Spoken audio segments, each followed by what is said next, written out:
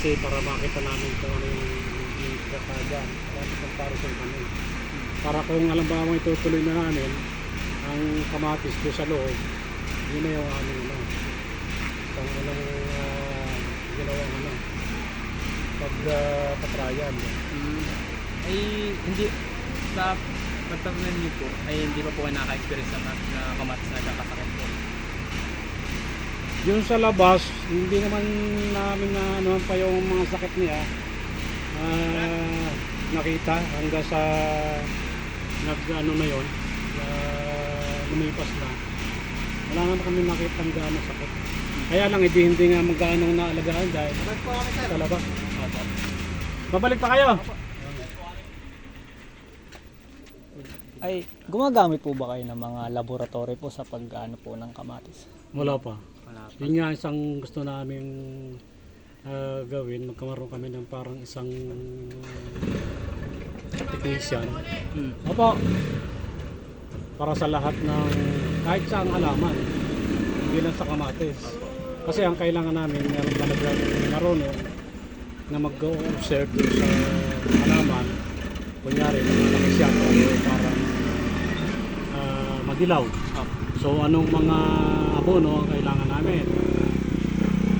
Kunyari nagkamaroon na mga insecticide o peste o ano yung kailangan namin i-apply. Ngayon kasi ang nakakatulong namin ngayon doon ay yung mga technician na supplier ng mga chemical na pesticide, insecticide, herbicide. Iyon yung mga nagpupunta rito dahil mga kilala namang kumpanya. So sila nag-o-offer na once a week may pupunta rito at tinatrial yung kanilang mga produkto. So doon sa kamatis, hindi pa namin siya nagagawa. Pero doon sa ibang halaman, nagagawa na namin yun. Kasi ang halaman namin dito ay merong lettuce, arugula, romaine, pipino, French beans. Yun yung mga gawa na namin dito. Ay kapag saan yung mga yung nagawa niyo na po dito, ano po yung may pinakamadami pong naging harvest na ano po talaga maganda po yung yield? Pipino po. Kaya sa ngayon meron ulit kaming dalawang greenhouse na pipino ang nilagay.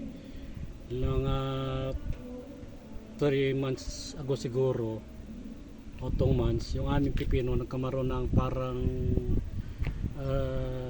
sakit do sa puno niya na puputol, nabubulok.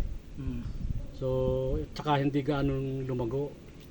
So inihinto muna namin siya ng mga 2 buwan.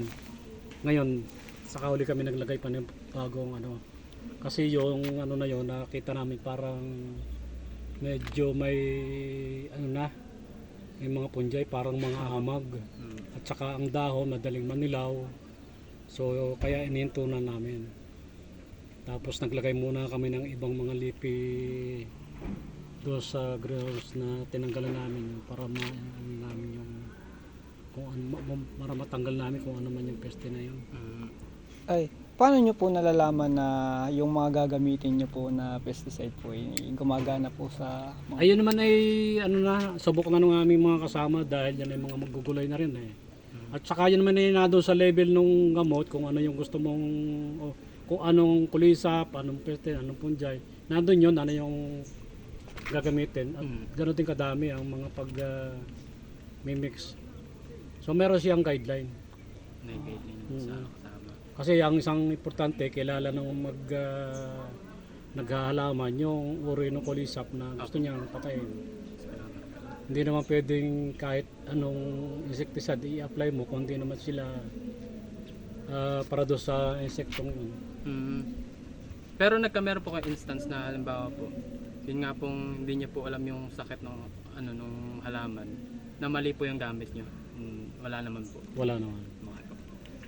Ay yun lang po sana namin tatanong. Ito kasing huli naming mga halaman, hindi nagaanong gumanda. At nagkataon namang may pumuntang mga technician, tinignan nila yung condition ng lupa. So base din doon sa mga pagtatanong nila sa amin, nakita nila na parang ina-analyze nila na yung lupa namin ay parang gamit na ng mga nutrient no nagdaan ng halaman namin. So kaya yung mga sumusunod na ano, hindi na namin mapaganda kahit maglagay kami ng mga abono kasi nakita nila masyadong babad sa tubig dahil nagdaan yung bagyo tsaka tagulan eh. Babad sa tubig kaya ang katawan, ang buong ugat madaling masira, madaling nabubulok.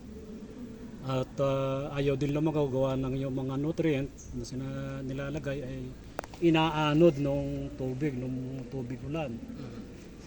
At yung klase ng lupa na dapat ay ano tawag doon? Buwagag o sandi yung kondisyon ay nagiging parang clay na malagkit. Kaya ang ugat hindi rin tubo ng maayos. Kaya itong susunod na buwan maggagawa kami ng panibago uling pagkakondisyon ng lupa. Nito lang po itong greenhouse ginawa. Kailan po, anong taon po ito? Ito almost 2 years na. 2 years. Ito kasi ito ay ibinigay ng Koreano sa amin. Sila yung nagpondo para maitayo ang mga greenhouse. At yun ay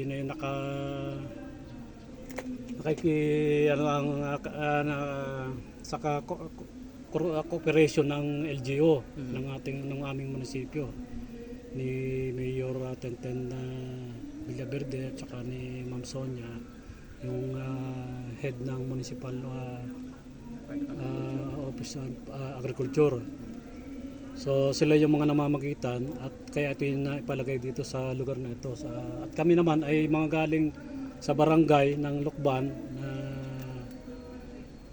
nag-voluntaryo pumunta rito para mapalago namin ito. So ito yung collaboration. So ang lahat ng kasapi rito walang sweldo, voluntaryo nag-aalaman. At pagka nabebenta na namin yung mga produkto namin, yung kinikitang pera ay doon kami naghahati-hati. Pero nagtatabi pa rin ng 70% doon sa kabuuang kita para yung susunod na pag-aalaman meron kaming magagamit na pambili ng mga input. Yun lang po. Kung gusto ninyo para mas marami kayo pang malaman, kasi yung isa naming operation manager ay nasa Lucena ngayon. So mamayang hapon, marinaraya siya o kaya bukas kung ano pang mga gulay o ano pang mga sistema gusto nyo, may tanong, mas marami kayong makukuha sa kanya. Yun po. Maraming salamat po sa Pwede naman kayong kumuha kayo ng video para makita niyo kung ano yung kung kailangan doon sa inyong thesis. Yun nga, sa kamatis po kasi kami nakapokus ngayon. Tinatanong lang po yung mga Pwede niyo muna kuha yung seedlings. seedlings po. Anong eskwelahan ba kayo? Sila po. Okay.